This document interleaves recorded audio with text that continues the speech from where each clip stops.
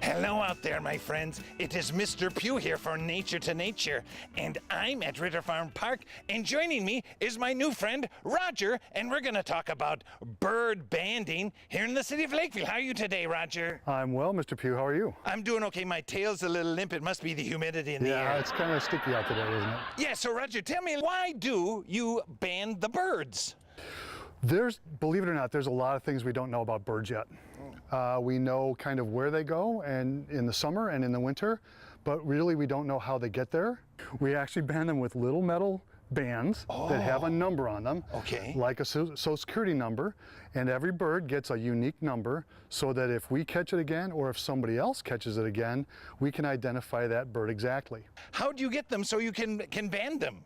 There's lots of different ways to catch birds for banding. Our main way to catch them is with nets called mist nets. Okay. And these nets are nylon nets. They kind of look like a fishing net, but they're built to catch birds, and some people use them for bats.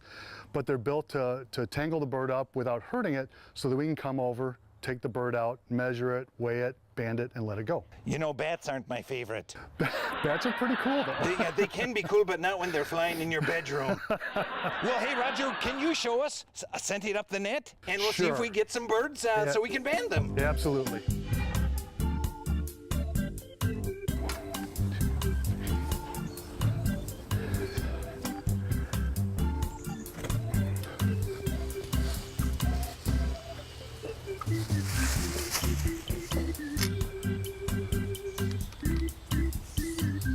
Oh, Roger, you did a nice job setting up the net.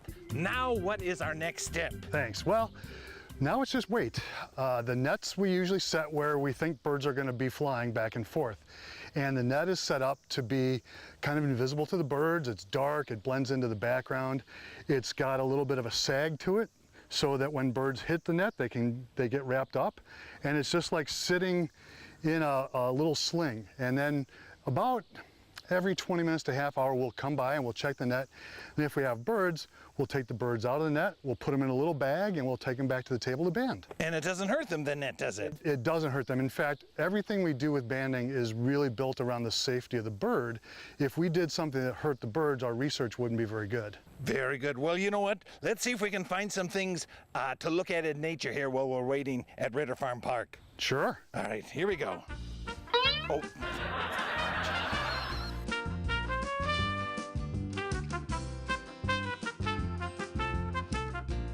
Hey, Roger. Oh, look at that. It looks like there's a bird in the nest. What is that? We do have a bird, and I'm going to have to get it out of the net before I can tell exactly what it is. And so the bird went in head first. Yeah. And so the last thing in were its feet, and that'll be the first thing we take out. So I'll take the bird and I'll just back it out kind of opposite the way it went in. And so you can see the bird has its wings and head tangled, and that's how we catch it and keep it from getting away. But just like that, out it comes. Wow. All right, Roger, we've made it back to the picnic table where you have all your equipment. What do we do now? Well, the reason we caught the bird was to put a band on it to identify it. So we took the bird from the net, put it in the bag, carried it back to the banding station, and now my job is to get the bird out of the bag. Without it flying away? Without it flying away, and every bander loses a bird in his lifetime, but we're trying to do a little better today. Now, does this stress out the bird at all? There's maybe a little stress, but it doesn't harm the bird, and people sometimes ask about putting the bird in the bag. It's like hiding under your sheets at home. It's soft, it's warm, it's quiet, and because I can reach in, and there's our bird. Oh, there he is. Now, what kind of bird is this again, Roger? Were you sure of what kind it was? So this is a bird called a blue-winged warbler.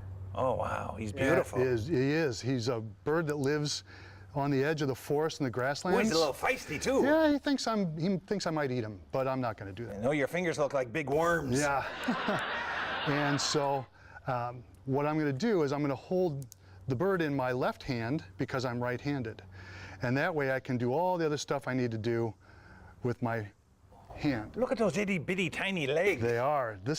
And I'm going to use the smallest band I have to band this bird. And so this is a size called 0A, Okay. And I'm going to put it on the leg. I'm going to take my banding pliers that have different size holes, and I'm going to close the band. Oh, you're very gentle with it. I am very gentle, and that bird now has a little bit of jewelry.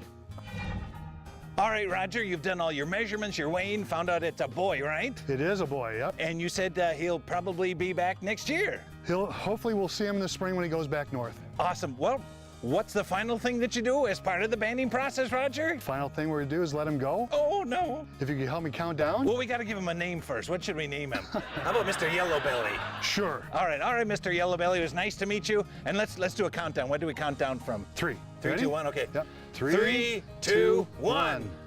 Oh, there he goes. There he goes. Well, Roger, thank you so much for taking the time out to show us what bird banding is and all the benefits to the process. Well, thanks for asking. And I hope we see Mr. Yellowbelly again. I think I'm gonna cry because I think I made a good friend. Thanks a lot, Roger. You bet. Bye, Mr. Yellowbelly.